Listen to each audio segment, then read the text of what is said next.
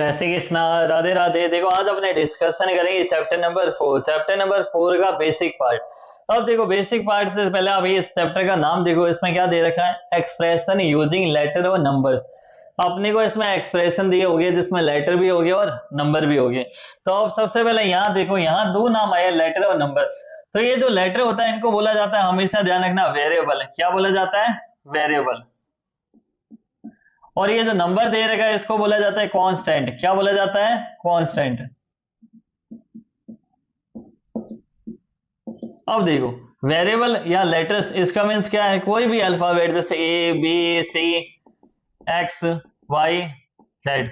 तो जितने भी लेटर्स है जो इंग्लिश में 26, ये जो अल्फाबेट है हमारे पास, ये सारे लेटर्स होते हैं, ये क्या है? वेरिएबल। नंबर क्या है? 1 2 3, -1, माइनस में इनफाइनाइट से -1, माइनस में 2, 0 1 2, इनफाइनाइट। तो जो भी नंबर है, चाहे वो प्लस में हो चाहे माइनस में हो, तो ये सारे क्या होते हैं? नंबर। और जिनको क्या बोला जाता है? कांस्टेंट। अब देखो ये दोनों को अगर मैं कंबाइन कर दूं, एग्जांपल के लिए मैंने यहाँ लिख दिया एक्स माइनस, जैसे ए -1, बी प्लस में 2, 3a माइनस में 5, कोई भी नंबर कोई भी वेरिएबल मैंने साथ में यूज कर लिया। 2a + 6। तो ये सारे जितने भी एग्जाम्पल है, इन सबको बोला जाता है अलजेब्रिक एक्सप्रेशन। क्या बोला जाता है? Algebraic expression. तो पहले आपको ये इतना आइडिया होना चाहिए कि ये सब है क्या। लेटर्स आपको पता चल गया, जो भी अल्फाबेट है वो सारे लेटर्स है जिनको बोला जाता है वेरिएबल। जो भी नंबर आएंगे सारे, वो सारे क्या होते हैं? ये सारे कांस्टेंट होते हैं। इसको क्या बोला जाता है? कांस्टेंट।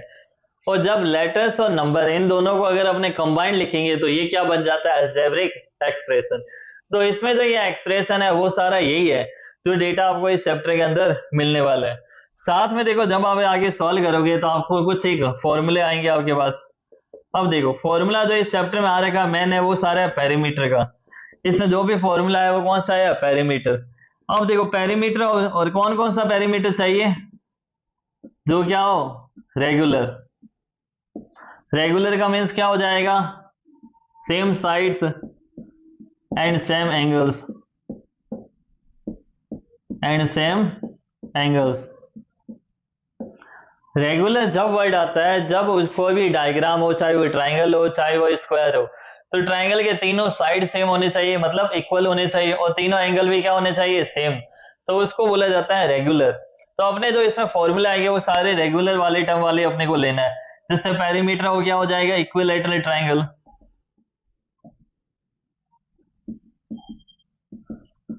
अगर इक्विलैटर ना देकर आपको ये भी बोल देना यहाँ पर रेगुलर वर्ड, तो भी क्या हो जाएगा? सेम साइड और सेम एंगल किसके होते हैं? इक्विलैटरल ट्राइंगल के होते हैं। फॉर्मूला क्या हो जाएगा? 3 × साइड। इसका फॉर्मूला क्या होता है? 3 × साइड। पेरीमीटर ऑफ आ जाए स्क्वायर, तो स्क्वायर का क्या हो जाएगा? 4 × साइड। पेरीमीटर ऑफ आ जाए पेंटागन,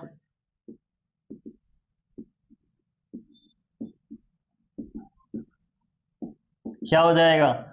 5 × साइड। फॉर्मूला आ जाए पेरीमीटर ऑफ हेक्सागोन, तो ये ध्यान रखना जितने नंबर ऑफ साइड होते हैं उतना ही क्या होगा? फॉर्मूले में यूज हो जाएगा। 6 × क्या हो जाएगा? साइड। देखो हेक्सागोन में कितने लाइंस होती है? 6। तो इसलिए फॉर्मूला भी क्या है? 6 × साइड। अब ऐसे आ जाए पेरीमीटर ऑफ एन। अब एन भी क्या हो जाए? Regular figure. तो इसके लिए क्या हो जाएगा? n × side. एन का मतलब होता है जो भी, जैसे स्क्वायर आ गया, पेंटागन, हेक्सागोन, आगे भी आ जाए हेप्टागोन, तो वहां जो भी है जितने नंबर ऑफ साइड है, बस 7 × साइड, 8 × साइड, 9 × साइड। तो पेरीमीटर ऑफ क्या हो जाएगा? n sides. तो फॉर्मूला भी इसका क्या हो जाएगा? n × side.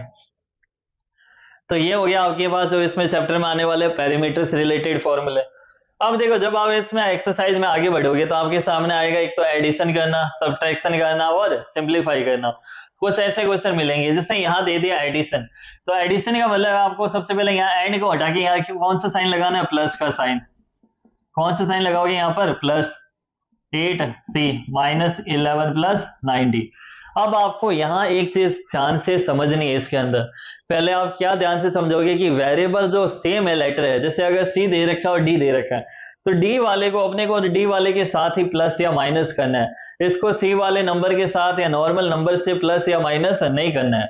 अब देखो यहाँ अपने को दे रखा है 4d, यहाँ अपने को दे रखा है 9d, दे रखा है अपने को, तो नंबर को सेम इन दोनों को ही हमें क्या करना है, प्लस करना है। और एक चीज का ध्यान रखना है इसमें कि d और d है, तो आपको d की पावर 2 या 2 मल्टीप्लाई d ऐसा कुछ नहीं करना, आपको सिर्फ नंबर को प्लस करना है। 4 प्लस 9 क्या हो जाएगा, 13, क्या आ जाएगा 13d। बस ये इतना ही सॉल्व करना है, इसमें इतना आगे डिटेल में नहीं जाना है। वैसे माइनस में 7c है और प्लस में 8c है, तो 8 माइनस में 7 कितना आ जाएगा, 1। अब अगर आप 1 लिखो, चाहे नॉर्मली अगर आप c भी लिखोगे तो ऑटोमेटिक हो गया 1c।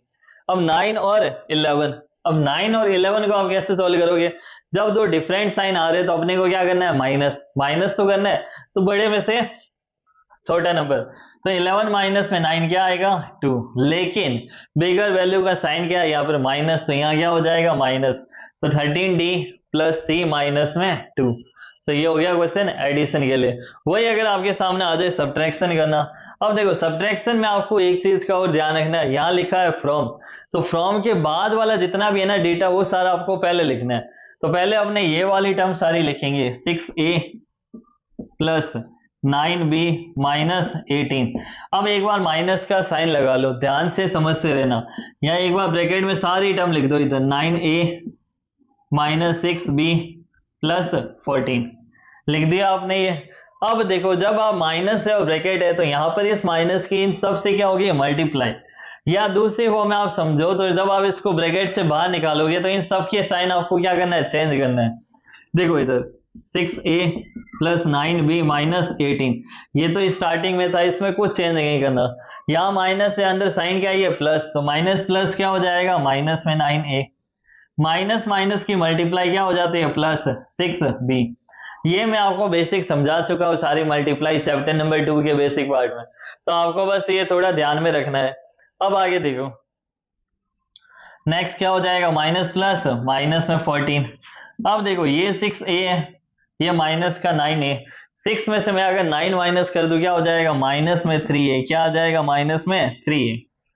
देखो ये प्लस का था, ये माइनस का था, तो बिगर में से स्मॉलर नंबर माइनस, तो 9 माइनस 6 3, माइनस में 3a, 9 प्लस 6 क्या हो जाएगा, 15b, माइनस में 18 है, माइनस का 14 है, कितना हो जाएगा, माइनस का 32। जब दोनों साइन सेम आ जाए, चाहे वो प्लस में हो चाहे माइनस में हो, नंबर को तो पहले प्लस किया जाता है, तो 18 प्लस 14 कितना हो गया, 32। लेकिन माइनस का साइन है तो यहाँ भी क्या हो जाएगा, माइनस। अब देखो यहाँ दे रखा है सिंप्लीफाई, तो सिंप्लीफाई में कोई प्लस माइनस कुछ नहीं लगाना, इसमें पहले से सारा लगा हुआ है इसमें। बस आपको क्या करना है, सबको एक साथ पहले सॉल्यूशन में आप पूरी लाइन एज इट इज दोबारा लिखोगे, 3a plus 9b minus 6, 8a minus 4b minus 7a plus 16, इतना लिख दिया आपने। अब देखो वेरिएबल और वेरिएबल को भी वही सेम है, कंपैरिजन करना है। कंपैरिजन कैसे करोगे, 3 प्लस 8 क्या हो जाएगा, यहाँ पर देखो 3a प्लस 8a माइनस में 7a, तो 8 प्लस 3 हो जाएगा 11a, माइनस में क्या आ जाएगा, 7a। फिर देखो प्लस का 9 भी है और माइनस का 4 भी, तो प्लस का कितना आ जाएगा, 5 भी, माइनस में 6 है, प्लस का 16 है, तो 16 माइनस में 6 क्या आ जाएगा, प्लस का 10। अब देखो a और a अभी तक हमारे साथ चल रहे इधर वेरिएबल में, तो इसको अपने फिर नंबर को प्लस या माइनस कर सकते हैं। 11 में से 7 माइनस करेंगे क्या आ जाएगा, 4a, 4a plus 5b plus 10। तो देखो ये सारा चैप्टर नंबर 4 का क्या बेसिक पार्ट है, जो आपको समझ आना चाहिए। देखो इससे ज्यादा इसमें बेसिक पार्ट है नहीं, मेन जो बेस है सारा वो ये है कि इसमें वेरिएबल आएंगे, प्लस माइनस करना, सिंप्लीफाई करना, ये अलजेब्रिक एक्सप्रेशन होता है, ये कुछ फॉर्मूले, तो बस ये आपको पहले बेसिक पार्ट अच्छे से आना चाहिए। अब जो अपने एक्सरसाइज की वीडियो अपने नेक्स्ट वीडियो में डिस्कशन करेंगे। अगर आपको मेरी वीडियो पसंद आई तो लाइक शेयर एंड सब्सक्राइब जरूर कीजिए। Thank you so much, best of luck.